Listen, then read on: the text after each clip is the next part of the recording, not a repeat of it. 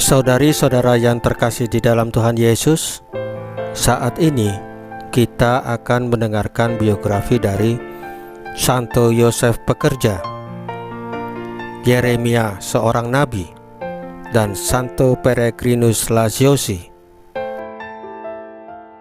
Biografi yang pertama, Santo Yosef Pekerja. Tradisi melukiskan pribadi Yosef, suami Maria, sebagai seorang tukang kayu di kota Nazaret. Ia seorang bangsawan yang saleh dan sederhana. Darah kebangsawanannya mengalir dari Raja Daud, leluhurnya. Kesucian dan kesalehannya tampak dalam ketaatannya pada kehendak Allah untuk menerima Maria sebagai istrinya, serta mendampingi Maria dalam membesarkan Yesus, Putra Allah yang menjadi manusia. Kesederhanaannya terlihat di dalam pekerjaannya sebagai seorang tukang kayu dan cara hidupnya yang biasa-biasa saja di dalam masyarakat. Dalam pribadi Yosef, pekerjaan tangan memperoleh suatu dimensi ilahi. Kerja meningkatkan harkat dan martabat sebagai ciptaan Allah dan memungkinkan manusia turut serta dalam karya penciptaan dan penyelamatan Allah. Atas dasar inilah, gereja pada masa kepemimpinan Paus Pius XII menetapkan 1 Mei sebagai Hari Raya Santo Yosef Pekerja. Biografi yang kedua, Nabi Yeremia. Yeremia lahir di dekat kota Yerusalem. Keluarganya adalah sebuah keluarga imam yang saleh. Panggilannya sebagai nabi di Israel dia terima dari Allah dalam tahun ke-13 pemerintahan Raja Yoyas. Meskipun panggilan ini terjadi pada usianya yang masih muda, Yeremia sebenarnya telah ditentukan Allah sebagai nabi ketika ia masih ada di dalam rahim ibunya untuk mewartakan sabda Allah kepada Israel, umat pilihan Allah. Tatkala Allah memanggilnya, ia menolak karena ia merasa tidak layak untuk mengemban tugas mulia itu. Akan tetapi, akhirnya ia pun menerima panggilan itu karena Allah berjanji akan selalu menyertai dia dalam tugasnya. Ia memulai karya perutusannya sebagai nabi pada saat usianya masih muda, sampai pada saat kejatuhan Yerusalem di tangan bangsa Babilonia. Selama 40 tahun karyanya, Yeremia tanpa mengenal lelah memperingatkan para penguasa bangsa dan pemimpin agama serta seluruh umat Israel akan bahaya kejatuhan mereka karena dosa-dosa Yerusalem dan Yehuda.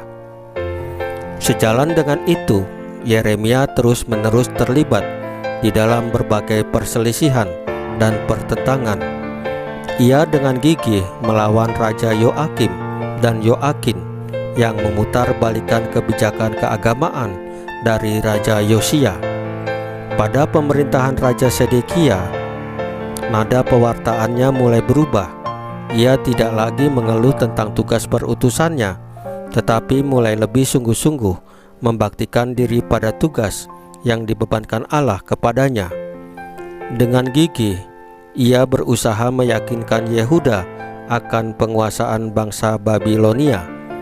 Meskipun demikian, ia tetap tidak diterima, bahkan dituduh sebagai pengkhianat bangsanya oleh orang-orang yang menginginkan Raja Sedekia bersekutu dengan Mesir dan memberontak.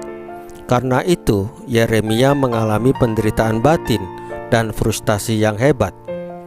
Walaupun ia menderita, Yeremia tetap pasrah dan taat pada kehendak Allah. Cintanya akan Allah dan keakraban hubungannya dengan Allah menunjukkan dalam dirinya suatu sikap iman yang kokoh. Sikap iman ini mendorong Yeremia untuk mendalami lebih jauh teologi tradisional Israel tentang perjanjian. Imannya itu berdasar pada pengetahuan yang mendalam akan perjanjian cinta Allah dengan Israel, umat pilihannya, yang memperkenankan Israel mengambil bagian dalam kekudusannya. Dalam perjanjian cinta itu, Allah menuntut dari Israel ketaatan penuh pada kehendaknya, sebagaimana diwahyukan di dalam perintah-perintahnya dan dinyatakan melalui nabi-nabinya. Menolak mengakui kebaikan dan cinta Allah yang diwahyukan adalah dosa, dan bagi Israel, dosa merupakan perbuatan melawan kesucian perkawinan antara Allah dan bangsa Israel. Dosa mengakibatkan pengadilan Allah atas Israel untuk memurnikan mereka. Yeremia menyadari bahwa pengadilan Allah merupakan tahap awal pengampunan dan pembaruan. Ia menyadari bahwa Israel yang dicekik oleh legalisme agama dan nasionalisme membutuhkan suatu pembaruan batin yang radikal. Yeremia dengan tekun membantu perkembangan sisa kecil Israel yang saleh dari suku Yehuda ini, karena mereka dengan sabar menantikan tibanya hari Tuhan yang menyelamatkan. Penderitaan Yeremia yang demikian hebat menjadikan dia sebagai contoh lambang bagi Yesus Kristus. Yeremia yang hidup penuh penderitaan namun tetap pasrah dan taat pada kehendak Allah yang mengutusnya, menjadi lambang gambaran hamba Yahweh yang menderita sebagaimana diramalkan Yesaya. Biografi yang ketiga, Santo Peregrinus Lasiosi. Peregrinus Lasiosi lahir di Italia. Ia menaruh kebencian besar terhadap gereja Katolik. Ia pun termasuk salah seorang yang memusuhi Paus di Roma.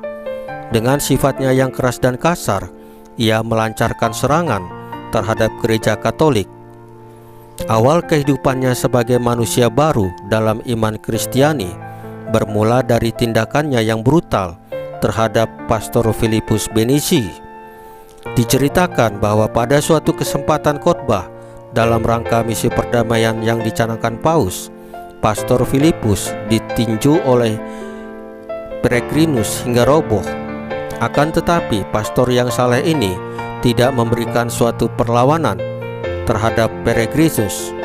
Ia bahkan bangkit dan berdoa untuk Peregrinus serta memaafkan dia.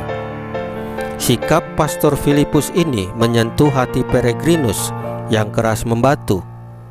"Belum pernah aku menjumpai orang seperti dia ini," kata Peregrinus dalam hatinya. Ia lalu berlutut di hadapan Pastor Filipus dan meminta maaf atas perlakuannya yang kasar itu. Sejak itu, ia bertobat dan bertekad menjalani suatu kehidupan baru dengan doa dan bermati raga. Rahmat Tuhan semakin hebat mempengaruhi hidupnya.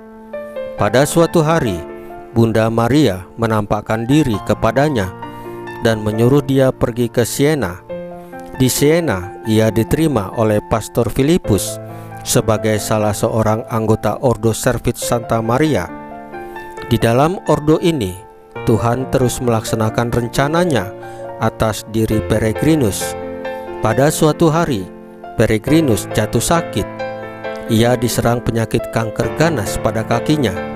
Dokter yang merawat dia menganjurkan agar kakinya dipotong demi menyelamatkan nyawanya. Sebelum ia tidur malam, ia berdoa kepada Yesus tersalib hingga tertidur.